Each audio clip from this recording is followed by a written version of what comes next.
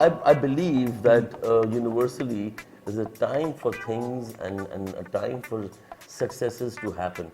And I think this was the time when everything just came together and kind of exploded on the scene. It's awkward for me to be single, really it is. It's awkward for me to be single, to live this life, because I'm very used to waking up at whatever time and Having someone there. and having someone there, right? Well, this could be a great opportunity, I think, for someone to get in contact. I think I'm not. I think I don't qualify for marriage material. I don't think I'm like that. With international education, UK and USA, Azfar returns to Pakistan to start his work, and first he joins Combine with the great Azfar Ali, and the rest is history. Hello ladies and gentlemen, my name is Sohail Hashmi. It's an honor and a pleasure to be here with you. Today we're going to talk in a little bit of depth with Azfar. Of course, we're not going to be talking too much about celebrity and his charm and all the other things, which I will try and see if I can hit on.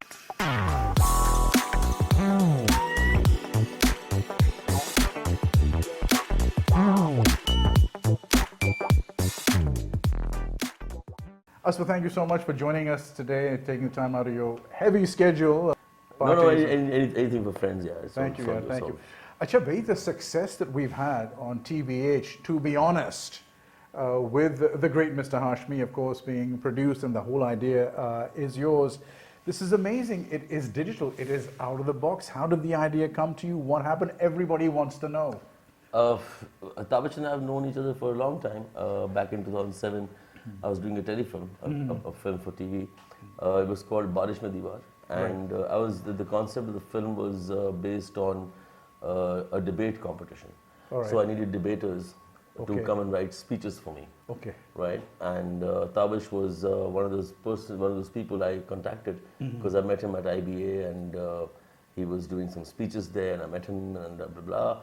And to cut a long story short, we worked together and we got along really well. So I told him back in 2007, that I'll make a show for you one day. You're a talented guy. Right, and then he's like, I don't want to be on TV. I offered him a lot of jobs at my channel. I said, you can be a VJ, you can be this, you can be that. And he was like, nah, I don't want to be all that. Why are you laughing? The reason why I'm laughing, because you said exactly the same thing to me, and you actually did it. I didn't say majboor. I did. You did it. And I never say I'll make you, because that's something I can't really, really claim. But when I see a talented person, I'm like, my hands and my mind starts itching, and I want to do something with those people, And lo and behold, 10 years later, I met Tabish again. We were opening a kind of launching a channel called The Circus, and we were doing stand-up comedy there, and Tabish was just the right person for that. And yeah, from there there's no looking back. And so when I saw Tabish on stage, and he still had the same pizzazz and he still had the same wit, I was like, okay, let's do a show with you. And then an opportunity came by, and Nashpati Prime was just launching. Kesar Bhai is an old friend. Kesar Bhai said, hey, you want to do something different? I'm like, I want to do a show called TBH. And I got Tabish in, and it happened.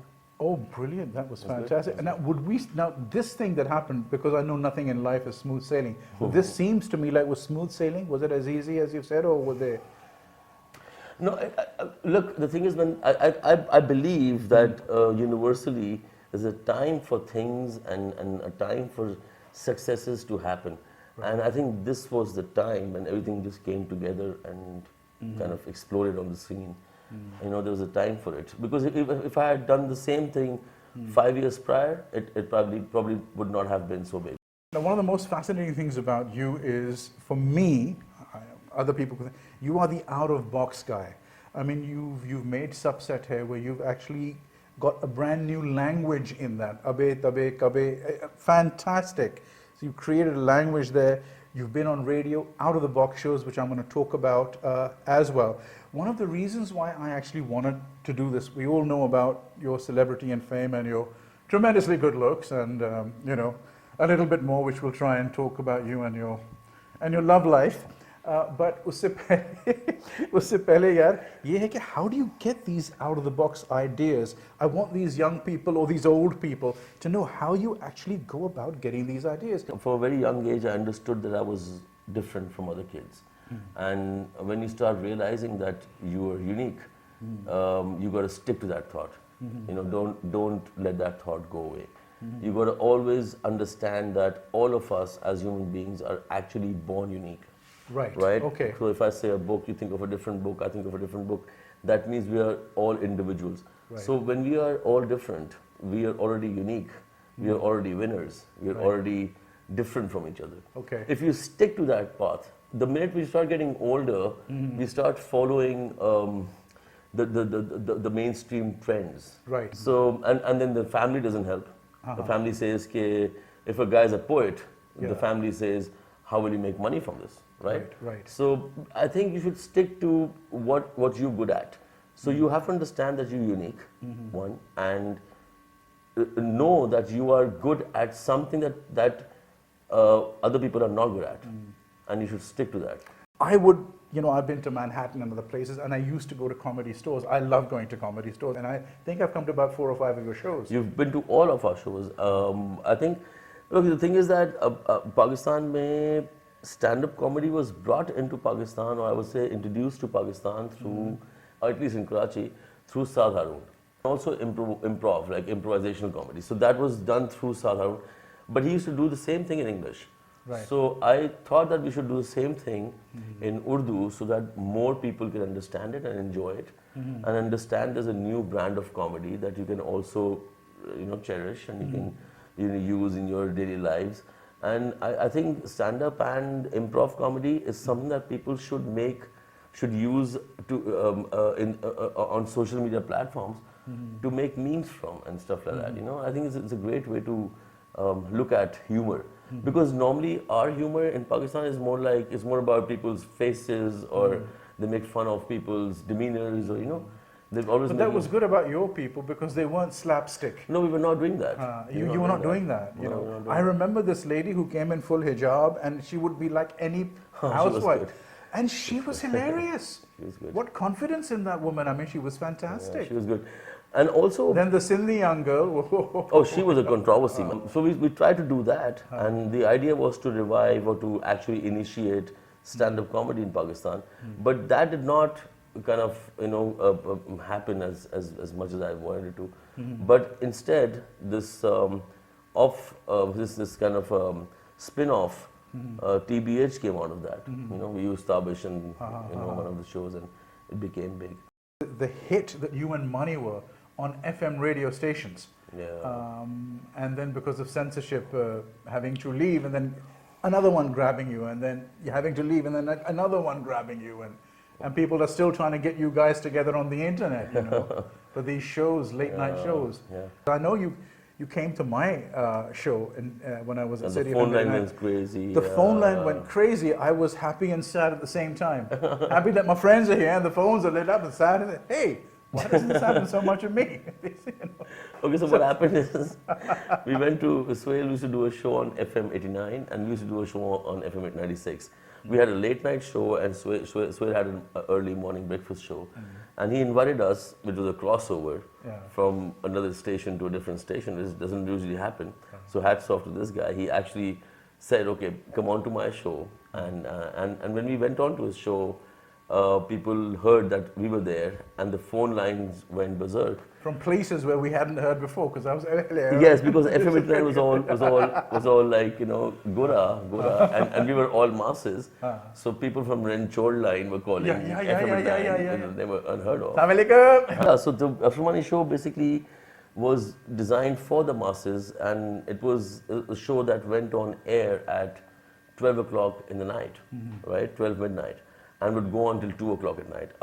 The idea behind that was that I always believe that the youth young people have, the only time they are free inside their homes is post 12, when the dads are sleeping, the moms are sleeping, they have the TV remote to themselves, they have the refrigerator to themselves, they can do whatever they want inside the house, but they can't leave the house. So we became those entertainers at night who would kind of come at night and make you laugh and talk about stuff that you would usually think about but never say, right? So that was the Azfar Ali show. And did you have the police and other people and crowds gather around and to meet you and put hard on you as well? You know? Okay, so once what happened was we announced on the radio show just before leaving the show, we said, okay, so right now me and Mani are going to this particular spot in Clifton to have a shawarma and a coffee. If anybody wants to meet us, we'll be there for about an hour. Right. So we ended the show at 2 o'clock. Right. We went to this all-night joint. Right. And we sat down, have a shawarma, and then people started gathering there, and we ended up gathering at least 1,500 people. The police, oh my God! The police came. There was the thing shut down.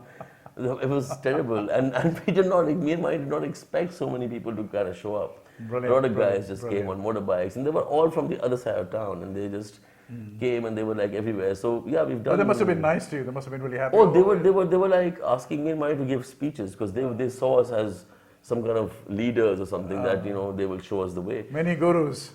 Many gurus, and the thing about the Azfar Ali show was that we were lead us, please lead us. But the reason for that is, Sohail, is because we were not just doing jokes. Right. There was a lot of intelligent stuff being put out there. Like we would make them think. We would I would say stuff like, why would you want to do a job that you're unhappy with? Right. And everything seems like hard work. Yes. Might as well get a job that you love doing, so it's not hard work anymore. How's it like being a single man? Okay, so to answer this question, I've been a married man for most part of my life. I've been married for like 15 years. I've been it's awkward for me to be single. Really, it is. It's awkward for me to be single, to live this life, because I'm very used to waking up at whatever time and having someone there. And having someone there, right? Well, this could be a great opportunity, I think, for someone to get in contact. I think I'm not. I think I don't qualify for marriage material. I don't think I'm like that. I've been lucky that both my wives have been very, very good human beings. Very nice people. Very nice, and understood my personality to a point where they were like, okay, whatever. We understand that he's going to wake up at a certain time and go to sleep at a certain time, and this is the kind of person he is. If he wants to do this in a certain way, we let him do it. They were both very, very kind. And Salma obviously understands a lot of me, and she let me, live my life the way I wanted to.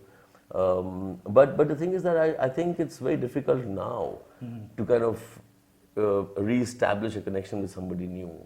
You know what I'm saying? So I'd rather not be married for as long as I can. But you're still a teenager, right? Of course I am. I'm 12. Right. Well, thank you very much indeed. No, We've taken a lot away from this. I hope that you'll come back in the near future, and I can then talk to people with you, and we can talk about people's love lives and how to shut women up and how to be charming and how to do all these things. I hope we'll come back. So God bless you. Thank you very much. Cheers, buddy. See you again soon. God bless you. So there you have it, ladies and gentlemen. I know that I have actually come out and learned quite a few things from our very good friend Azfar here. And if there's anything that you'd like to ask him, or any questions that you have from me or what you saw today, please do put that down in the comment section, because caring, ladies and gentlemen, is sharing. And there's something that, of course, we could learn from you. Now, if you haven't already subscribed, please do subscribe and press the red bell icon. I shall see you again in the next episode. In the meantime, respects to you and to your loved ones.